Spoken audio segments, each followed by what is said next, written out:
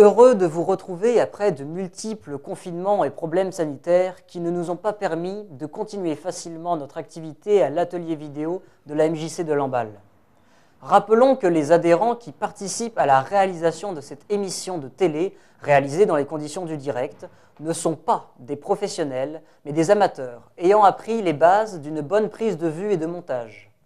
De plus, ce sont des bénévoles qui consacrent du temps pour le plaisir de vos yeux et de vos oreilles. Alors si vous vous sentez une âme de reporter, rejoignez notre équipe. Les nombreuses activités ont repris ou ont été créées cet automne à la MJC. Notre atelier en sera le témoin lors des prochaines émissions. Au programme de cette émission, un reportage sur le sabotier Joël Pierre de Plévin. Un reportage sur une activité récente à Lamballe avec la Balade des Arts, à laquelle vous avez peut-être participé. Suivra un reportage sur la fermeture temporaire du musée Mathurin-Méheux. Puis viendra un reportage sur les matériels ayant été utilisés pour faire du cinéma durant ce dernier siècle. Mais pour commencer, découvrons Joël Pierre, sabotier de son état, qui nous fait part de sa passion sur la fabrication des sabots. Passion qui s'est transmise de père en fils sur plusieurs générations. Voyons ce reportage réalisé par Émeric et Thomas, stagiaires de l'atelier vidéo. Nous voici dans l'atelier musée de Joël Pierre, ancien professeur, fils de sabotier et passionné par ce métier d'antan. Il livre à qui le souhaite une présentation de ce savoir-faire ancestral et son histoire. Chez Joël, c'est une affaire de famille. On travaille et on construit des sabots depuis des générations. Je trouve que c'est un métier noble qui a pratiquement complètement disparu. Donc il faut conserver des traces. Et il y a aussi un autre aspect, c'est que ma famille est une famille de sabotiers depuis des siècles. Donc il fallait conserver ce savoir-faire. Le sabot est alors utilisé partout en France, dans les campagnes, et est encore d'actualité. Il y a encore des gens qui portent des sabots. On m'en a demandé, moi, la semaine dernière, d'ailleurs. Et être sabotier était avant tout un mode de vie marginal et précaire. Alors, bon, comme ils vivaient dans la forêt, forcément, ils amélioraient leur menu un petit peu par du braconnage, c'est bien évident. Mais ils vivaient de façon extrêmement simple. Ils n'avaient pas d'argent, ils n'avaient aucun moyen. Ils survivaient. Différents matériaux sont utilisés pour la production de ces sabots, notamment du bois de hêtre et de bouleau, reconnus pour leur souplesse d'utilisation. Le sabotier est un des rares métiers où l'on travaille avec du bois vert, sous-entendu du bois fraîchement coupé. Cela permet au sabotier de pouvoir le travailler plus facilement. Différentes étapes sont nécessaires à la fabrication de ces sabots. Pour commencer, les formes générales sont faites à l'aide d'une scie à ruban datant des années 20.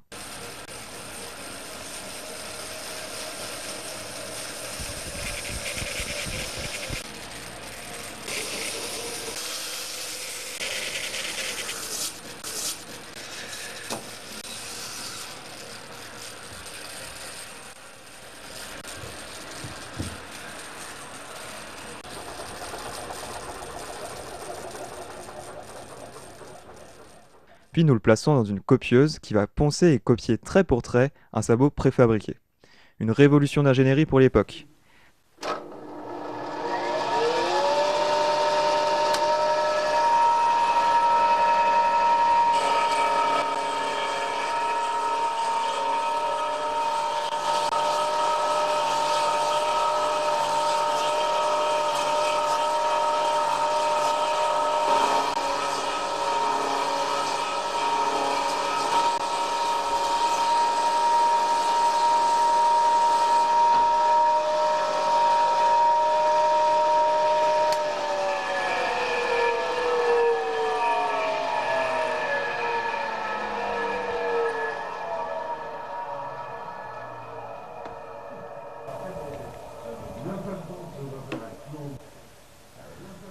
Je vous disais qu'elle était géniale, cette machine-là. Elle est magique. À partir de là, il ne nous reste plus qu'à le creuser et à faire les finitions.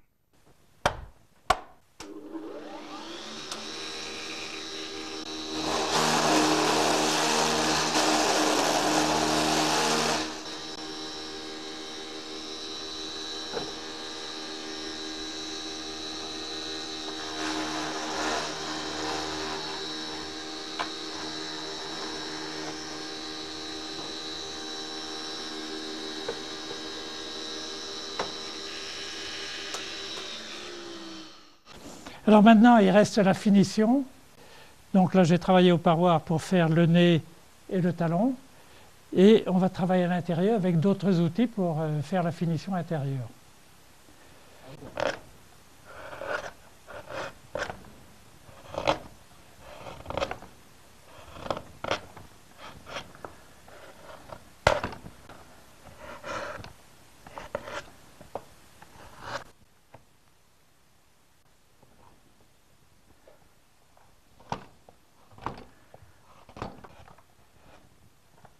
Bon, voilà.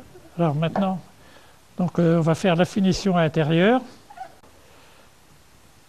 Alors je commence d'abord avec une petite cuillère de finition ici pour faire la partie supérieure et des côtés jusqu'au talon.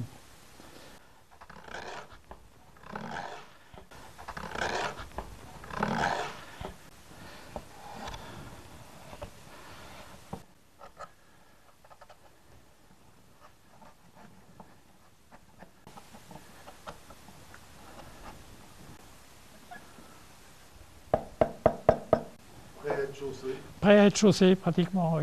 Ces sabots sont renommés partout en France et à l'étranger et ont trouvé une certaine clientèle. J'ai été amené à fabriquer des paires de sabots pour la famille princière de Monaco, où je remets mes sabots au prince Albert. Oui, ah, c'était un grand honneur. Vous pouvez retrouver Joël Pierre au lieu-dit La Ville Baudouin à Plévin. Il vous fera un plaisir de le rencontrer et de découvrir cet art perdu. Pour la 4e édition, MJC TV a suivi le Festival de la Balade des Arts, l'édition 2021, qui était très riche et diversifiée, tant sur le plan artistique que sur la variété des lieux d'exposition et d'animation.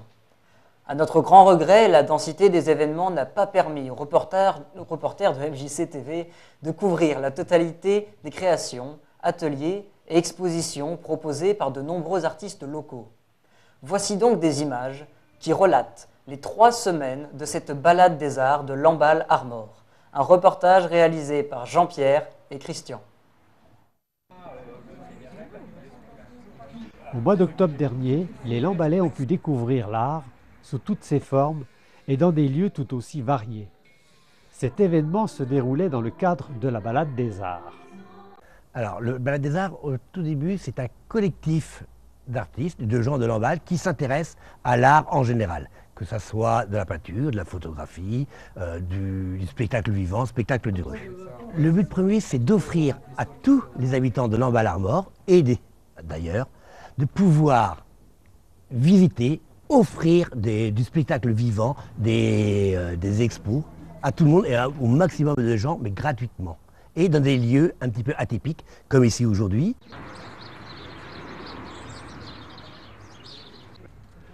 De nombreuses photos, œuvres d'art, étaient exposées en salle, en vitrine et dans certaines rues comme ici dans les rues Sous les Jouyots et Saint-Pierre.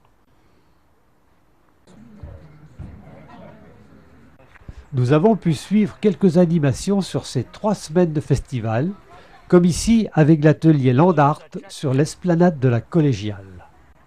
Dans cet espace naturel, on va proposer un atelier Land Art. Le Land Art, c'est une tendance de l'art contemporain.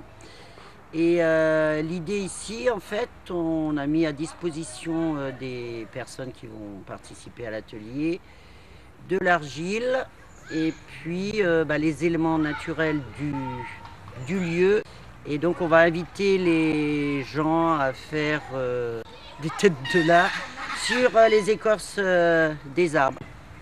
Là, on commence à deviner que c'est une forme humaine. C'est un métier de faire du land art. Comme tu n'es pas aimable, tu vas nous tirer la langue. On va lui mettre un petit là. Voilà.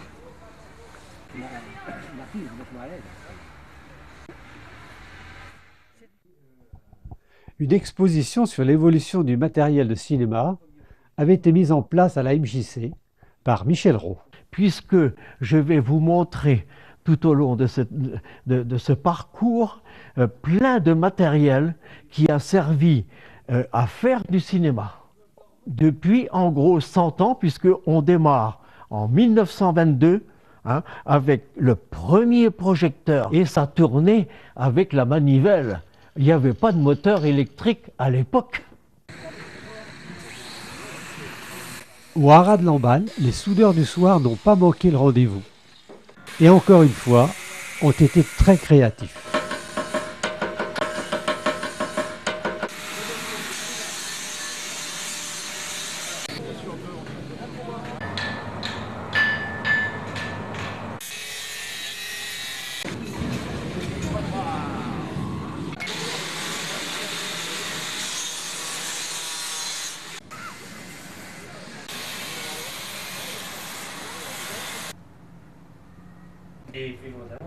Pour cette balade 2021, certaines personnes n'ont pas hésité à mettre à disposition leur propre résidence pour créer une animation, comme ce fut le cas ici chez Françoise Porta. Et moi, je me suis dit cette année, pourquoi ne pas exposer, quand j'ai acheté cette maison il y a 1 an, pourquoi ne pas ouvrir mon jardin, ma descente vers les garages, pour exposer des photos. Et j'avais déjà une petite idée derrière la tête, c'était ce mur de garage qui est gris, ciment et moche. Pourquoi ne pas prêter ce mur à un artiste graffeur? Et je connais bien Kevin Bidot, qui travaille extrêmement bien et qui est très poétique dans son approche et qui a de grandes qualités artistiques. Et je lui en avais parlé. Donc on se connaît depuis un certain temps, et puis à côté aussi. Et du coup, ça s'est fait assez naturellement, voilà, à travers le festival de Balade des Arts, du coup. Et vu qu'elle voulait une fraise sur ce mur-là, et c'est apparemment un projet qu'elle avait en tête depuis déjà un bout de temps, on s'est dit pourquoi pas réunir les deux, et puis le faire sur ce temps fort, pour que les gens puissent venir voir en direct un peu la réalisation du mur. Parce que les gens voient souvent les fresques une fois terminées, tout ça, mais pas forcément en cours. Pour sa part, la municipalité de Lamballe apporte tout son soutien à la Balade des Arts. Ah bah c'est un grand moment pour la ville. Déjà, c'est un événement qui se déroule sur 3 semaines, c'est rare, hein, donc faut du monde, faut des bonnes volontés, il faut des gens qui soient motivés pour organiser une balade sur 3 semaines, c'est pas rien. Et puis on l'a organisé, en fait, c'est directement en lien avec la politique de la ville, suite aux assises de la culture en 2015, qu'a germé l'idée d'organiser un événement de ce type-là sur la ville, en faisant le constat qu'il y avait 1, 2, 3 expositions, et en se disant mais on a moyen de mettre en lien ces expositions et de dynamiser tout ça. La musique était aussi à l'honneur à l'église Saint-Jean, avec Mariette Ousmane Bertou, venue avec son piano et les chansons qu'elle écrit à bord de son bateau. Avant son concert, elle a évoqué sa vie sur les mers et océans à travers un reportage. Un tour du monde en musique.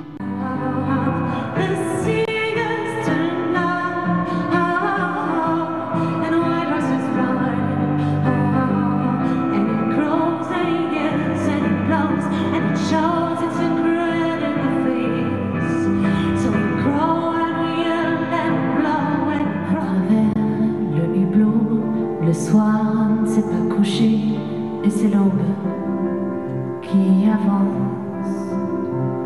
La lueur de minuit sonne l'heure du whisky et du chant des veilleurs. Et puis on est parti en Irlande, c'est là qu'on a réalisé ce film. On est resté 2 saisons en Irlande et au printemps dernier, on a quitté le port de Galway pour rejoindre l'Écosse.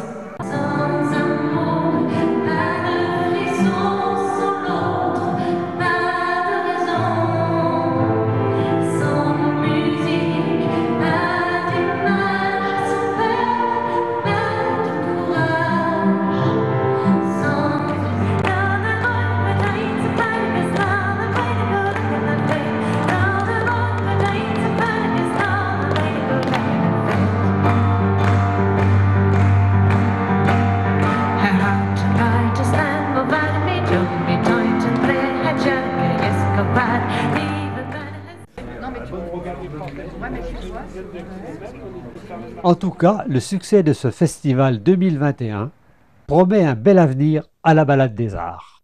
Et je dois dire que ça a beaucoup attiré les Lambalais qui sont venus déambuler, on va dire se balader, dans les rues, puisque c'est le but, c'est la balade. On peut dire que la balade 2021, ça a été un franc succès. Ça donne envie de repartir pour l'année prochaine. Alors, on a des idées, mais croyez-vous qu'on va vous les donner? Non, parce qu'on va garder un peu la surprise. Donc, on a quelques idées, mais on ne vous les dira pas.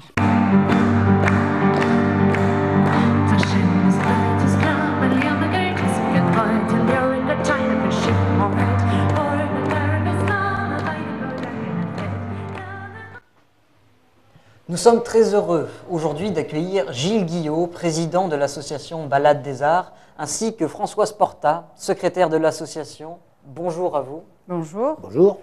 Alors, vous êtes ici pour une interview. La première question, pouvez-vous nous dire comment est née l'association Balade des Arts? Alors, l'association Balade des Arts est née en 2018, vous l'avez dit tout à l'heure, 4e édition. Elle est née de l'initiative de Brigitte Maignan, qui en a parlé au service Anime ta culture du service culturel de la ville de Lamballe, et avec Éric Lardenois, qui malheureusement n'est plus de ce monde, et Véronique Guillot. Ils ont eu des idées et ils ont réuni autour d'eux, également sous l'égide d'Anime ta culture et du service culturel, un certain nombre de personnes qui gravitaient dans le monde de l'art ou des pratiques des arts sur Lamballe. 4e édition, première édition 2018. Voilà, je pense que j'ai un petit peu tout dit. Très bien. Gilles, est-ce que vous pouvez nous dire qui peut participer à cette journée, la Balade des Arts? Est-ce qu'il faut être un artiste? Il y a 2 catégories de personnes qui peuvent participer. Les bénévoles, pour tout ce qui est logistique, parce qu'il y a une grosse logistique, et également les artistes. Alors les artistes sont pour la plupart très connus, mais cette année, par exemple, on avait un tiers de nos artistes qui exposaient pour la première fois. Alors ce sont des artistes forcément qui s'intéressent à l'art, mais cette année, on a fait également ce qu'on appelle le land art. Le land art s'adresse à des gens, à n'importe qui, enfants, familles, qui n'ont pas forcément des compétences, mais là, nous, on est là avec nos bénévoles pour les encadrer. Et ça a été une super réussite à la collégiale, par exemple. Et pourquoi avoir organisé cette édition 2021 sur 3 semaines? Alors, ça a été dit dans le reportage, à l'initiative, c'était en fait un complément de la grosse expo qui existait, parce qu'elle a disparu depuis 2 ans, Regard sur les arts, qui avait lieu à la collégiale. Et c'était un petit peu un festival off de Regard sur les arts. Et donc, on a gardé tout simplement ces 3 semaines, mais c'est pratiquement une obligation. Parce que tout à l'heure, vous allez avoir un petit peu le nombre de participants, nombre d'événements, nombre de lieux. S'il n'y avait pas 3 semaines, ce serait absolument impossible, quoi. Françoise, est-ce que vous, de votre côté, vous pourriez nous faire un petit bilan de cette édition 2021? Quelle activité a fonctionné?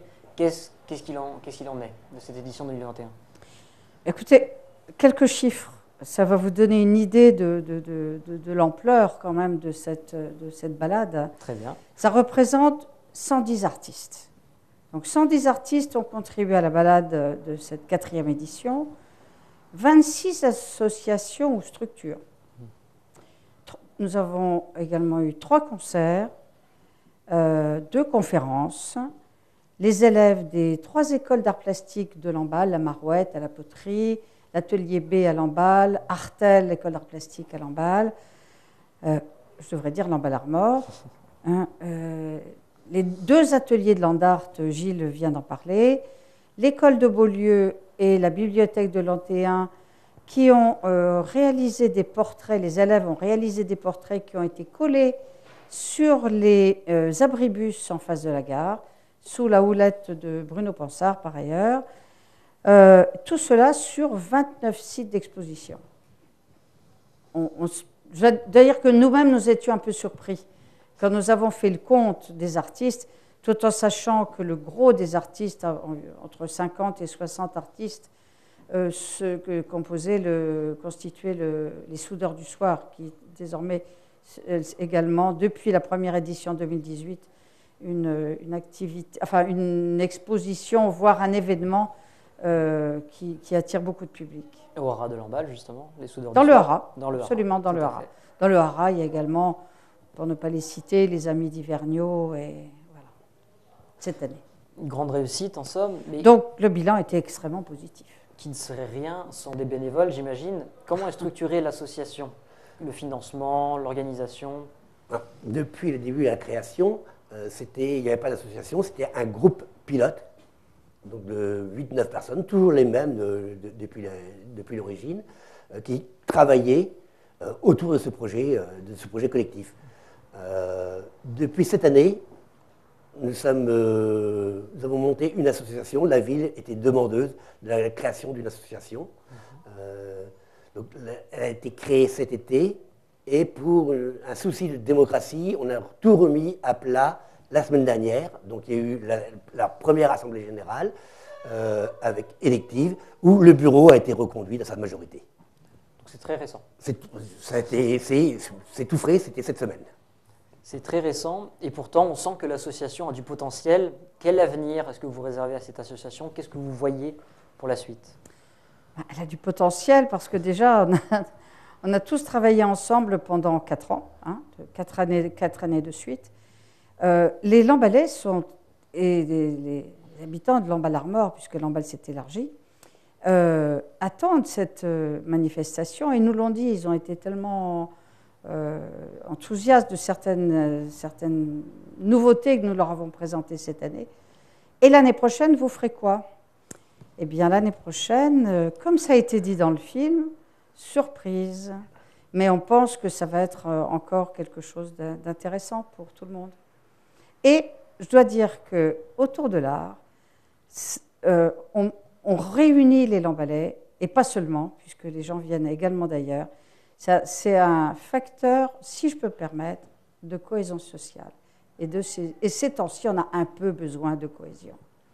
Tout à fait. Voilà. Un événement donc très attendu à Lamballe, et comme vous le dites, qui va, après des temps assez durs, aider à la cohésion sociale. Merci.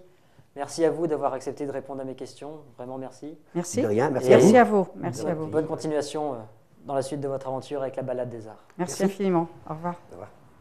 Le 25 septembre 2021, Lamballe-Armor, à l'occasion de la fermeture du musée Mathurin-Méheut pour cause de déménagement, la place du Martret était très animée, en journée par la vente de cartes postales et d'affiches avec les adhérents de l'association Amis de Mathurin-Méheut, par la réalisation d'une fresque et la danse avec les gastadours de la MJC de Lamballe. Puis en soirée, projection laser et vidéo sur la façade du musée. Dans ce reportage, Geoffroy de Longuemare, président des Amis de Mathurin-Méheut, revient sur l'histoire de l'ouverture de la célèbre maison du bourreau. L'adjoint à la culture, Thierry Gauvry, nous explique où se trouvera la nouvelle structure chargée d'accueillir les œuvres de Mathurin-Méheut, nouveau site qui devrait ouvrir en juin 2022. Place aux images avec un reportage de Daniel.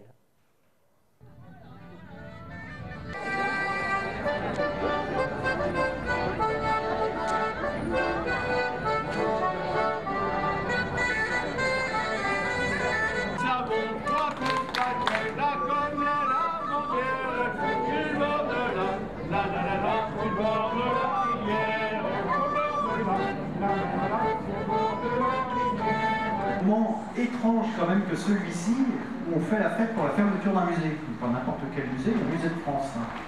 Pour comprendre pourquoi on fait la fête, il faut revenir sur l'histoire de l'association, des Amis de Mathurin-Méheut, sur l'histoire du musée, l'histoire de la maison du bourreau. Mathurin-Méheut avait un demi-frère, et ce demi-frère a joué un rôle dans la création du musée, ce qui montre encore le lien intrinsèque entre Méheut et la ville de Lamballe. Pour lui dire, écoutez, voilà, nous on vous offre la maison. Un franc symbolique à 2 conditions. Vous vous chargez de la restauration du bâtiment et 2, vous en faites un musée dédié à Mathurin-Méheut. 2 actes de générosité sont à l'origine de ce musée. On est en 1969-70, au moment de la restauration. L'association des Amis de Mathurin-Méheut ne possédait que 27 œuvres qui avaient été données par Marguerite Méheut en 69. La fille de Méheut, Marie-Yvonne, proposa tout simplement à Yvonne Joanfen et Henri Froment-Meurice de faire don à l'association de tous les dessins constituant le fond d'atelier, soit plusieurs milliers de dessins et de gouaches pour former la collection du futur musée. Le musée est inauguré le 22 juin 1972 par René Pleven, qui était à l'époque garde des Sceaux, Henri Froment-Méris, président des AMUE, et Fernand Labbé, maire de Lamballe, est devenu musée contrôlé par l'État dès 1975, donc grâce à un travail vraiment inlassable et remarquable des bénévoles de l'association, reconnue d'utilité publique en 1985, donc les choses progressent aussi. Yvonne Joinfen est à la direction du musée jusqu'en 1992. Elle était née en 1895. De l'oubli, quasi oubli, au feu de la rampe, eh bien, il y a un revers. Et le revers, il arrive en 2002. 10 ans après la mort de Marie-Yvonne Méheux, qui avait fait ce don. Ses héritiers, enfants, petits-enfants, vont contester, au nom de la réserve et l'héréditaire, le don de la collection qui avait été fait par leur mère et grand-mère. Mais eux-mêmes avaient conscience que cela risquait de priver le musée des moyens de son action dont eux-mêmes bénéficiaient. Pour soutenir le musée, le ministère de la Culture lui accorde le label de Musée de France. Alors en 2005, donc 3 ans après le dépôt de plainte, un principe de conciliation est adopté. Donc un protocole scellant cet accord est signé le 18 avril 2008, conduisant à un partage équitable en nombre et en valeur de la collection, 5000 œuvres pour chacune des deux parties. Donc on peut dire que 2002, ça constitue un premier tournant dans l'histoire du musée, qui a eu une vie très heureuse, on va dire, pendant 30 ans, et ce malgré les aides importantes du département et de la ville, dirigée par Loïc Corret depuis 1995, qui a compris qu'il y avait un moment où il fallait mettre la main à la poche pour sortir d'affaires l'association qui sinon se noyait et qui ça risquait de conduire à la perte.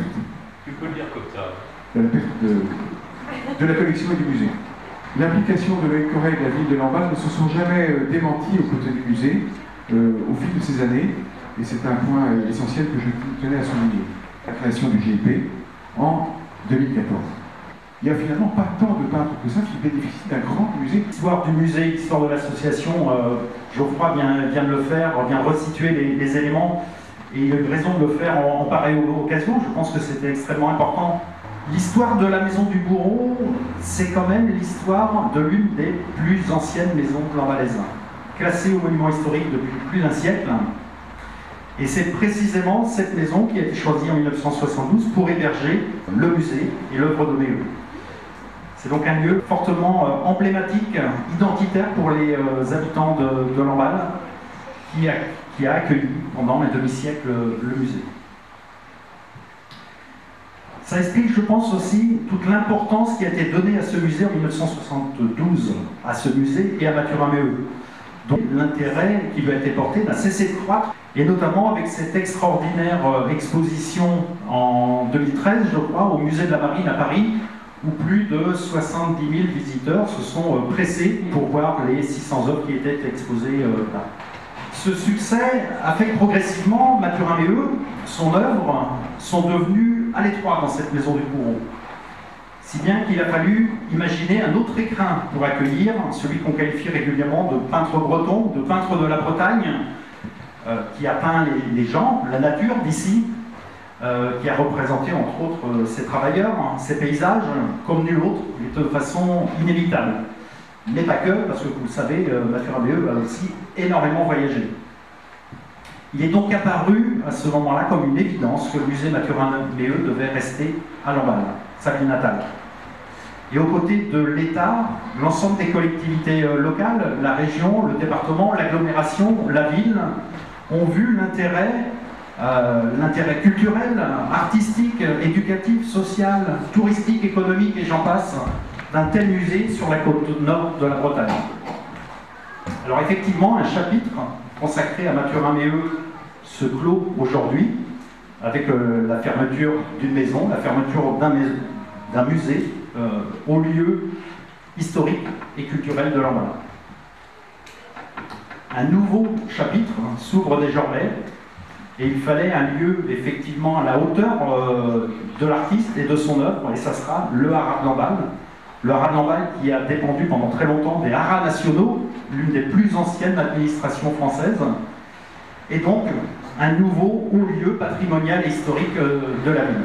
Il ne s'agit pas d'une fermeture, mais bien d'accueillir Mathurin-Méheut dans un nouveau lieu historique et emblématique de la ville. Un lieu qui va apporter une nouvelle dimension au musée, avec toute la grandeur de l'œuvre de Mathurin-Méheut qui va pouvoir vraiment se déployer dans cet espace et qui va apporter un nouvel essor également au territoire tout entier. Quand je dis le territoire, je pense à la ville, à l'agglo, au département et à la région. Et donc, si j'ose dire, si nous faisons la fête aujourd'hui, c'est parce qu'en fermant ce musée, en fait, nous préparons l'arrivée de Mathurin-Méheut, et j'ose le terme, au Panthéon de Lamballe.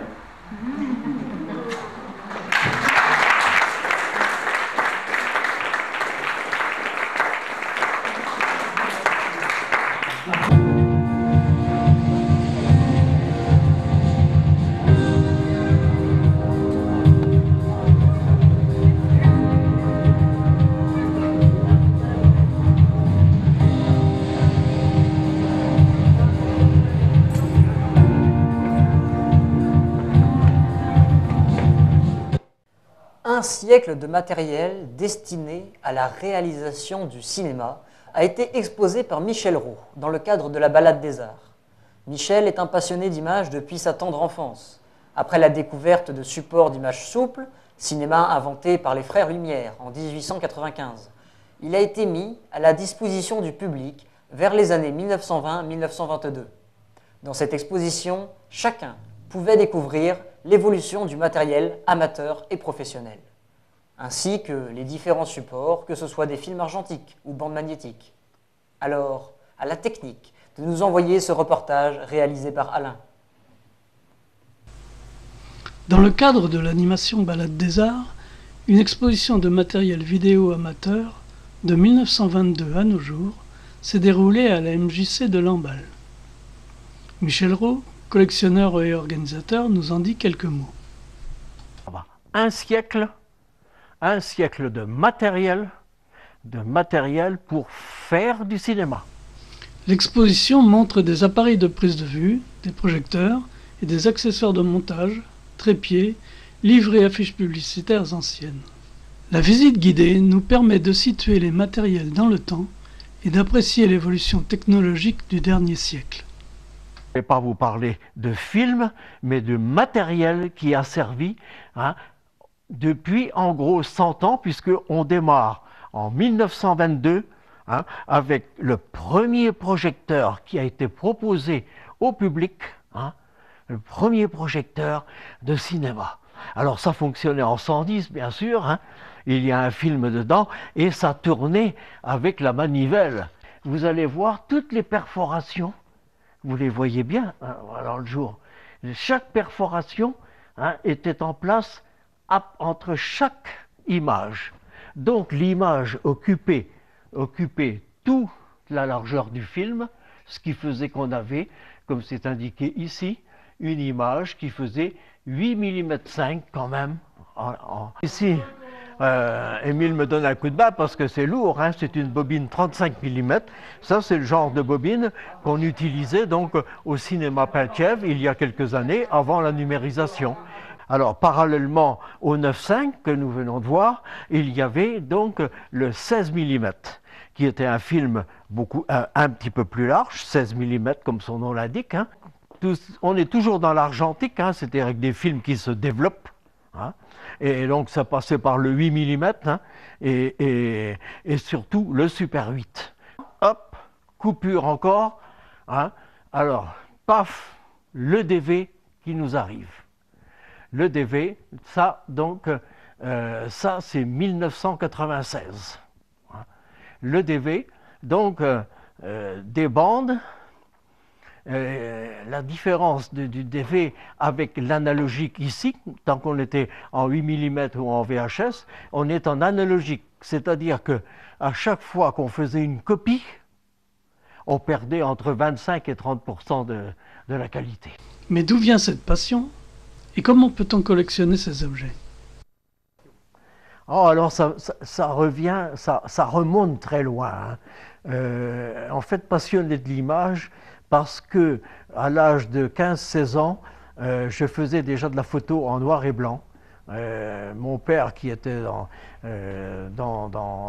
la maçonnerie, la couverture et tout ça, m'avait arrangé un cagibi où je pouvais développer, j'avais un appareil basique, hein, mais je faisais de la photo.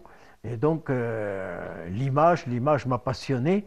Et quand je voyais mon père qui était en train de regarder la photo en train de se révéler dans le produit du même nom, il était étonné, lui, forcément, de voir tout ça. Oui. Alors il y a plusieurs possibilités pour trouver du matériel maintenant. Je viens de parler d'Internet. Alors évidemment, il y a eBay pour ne pas le nommer. Hein, c'est là qu'on va trouver un maximum de choses, ça c'est sûr. Mais aussi, je fouine dans les vides-greniers. Et puis il y a des particuliers aussi qui tout d'un coup m'apportent une caméra parce qu'ils savent que je collectionne comme ça. Ouais. Pourrait-on envisager un futur musée ? Alors moi, mon grand rêve, hein, alors j'ai un grand rêve, hein, il se réalisera peut-être jamais, mais c'est de faire un musée vraiment allant dans ce sens, mais beaucoup plus développé, puisque j'ai à peu près, oui, 7-8 fois la quantité qui est ici, hein, de matériel, et avec beaucoup plus d'explications, hein, beaucoup plus détaillé que ce que je vous ai montré tout à l'heure, quoi. Vraiment un musée. Est-ce que c'est possible sur Lamballe? J'en sais rien. Il faudra voir avec... j'ai des visions sur le haras qui n'a plus de chevaux. Alors, faute d'avoir des chevaux, on peut peut-être mettre des caméras. On verra ça avec les élus, éventuellement. Ce rêve deviendra-t-il un jour réalité ?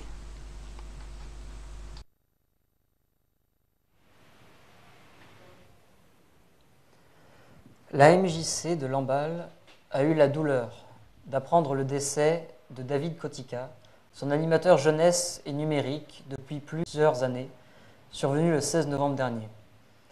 Sa disparition prématurée laisse un grand vide que nous aurons du mal à combler tant sa stature, sa façon d'être et sa gentillesse nous avaient tous séduits.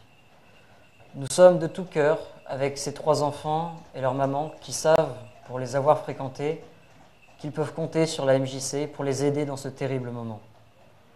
Du fond du cœur, nous vous disons merci. À vous qui, par votre présence, vos pensées et vos écrits réconfortants, avez témoigné de votre soutien, de votre amitié et de votre affection. Nous entamons maintenant ce qui ne sera pas la plus facile des étapes de notre histoire, la reconstruction, la poursuite et la transmission de tout ce dont David avait la charge. Ce qu'il avait mis en place ne doit pas disparaître avec lui. Nous continuerons son action envers les jeunes avec autant d'enthousiasme qu'il en mettait dans tout ce qu'il faisait. La MJC est et restera un lieu d'échange et de débat où toutes et tous seront les bienvenus. C'est ainsi que se termine notre première émission de la saison. Nous espérons que les conditions sanitaires nous permettront d'en réaliser d'autres. Vous pouvez également nous donner des idées de sujets et vous pouvez faire partie de l'équipe technique comme celle que vous voyez en ce moment même aux commandes de la régie vidéo, de la régie audio et du magnéto. Il y a également un cadreur derrière chacune des caméras sur le plateau. N'oublions pas le présentateur et animateur de cette émission et je vous remercie de m'avoir écouté. Toute l'équipe de MJC TV vous souhaite un joyeux Noël et de bonnes fêtes de fin d'année. À l'année prochaine.